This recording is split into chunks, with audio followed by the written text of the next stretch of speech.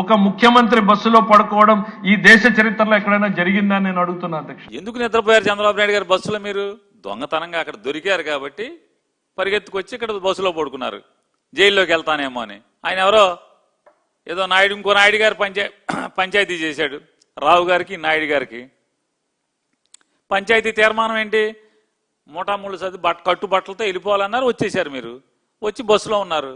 బస్సులో ఉండాల్సిన కర్మే ఉంది, డ్రామా కాకపోతే. దేనికి బస్సు ఎందుకు? లింగంనేని రమేష్ బిల్డింగ్ అప్పుడు ఉందిగా, బస్సులో ఎందుకు ఉండాలి? లేదా హోటల్స్ ఉన్నాయి కదా, బోళ్ళని నీళ్లు. మీరు వస్తే ఉంటాకి ఎంతమంది ఎవరు మీరు? కానీ ఏం కాదు, మీరేదో ప్రజలకి కష్టపడిపోతున్నారు, బస్సులో పడుకుంటున్నారు. ఎందుకు పడుకుంటారు బస్సులో? ఆ మాత్రం అర్థం కాదా? మీరు చెప్తారు వాళ్ళ అసెంబ్లీలో బస్సులో పడుకున్న ముఖ్యమంత్రి ఎవడూ లేడని.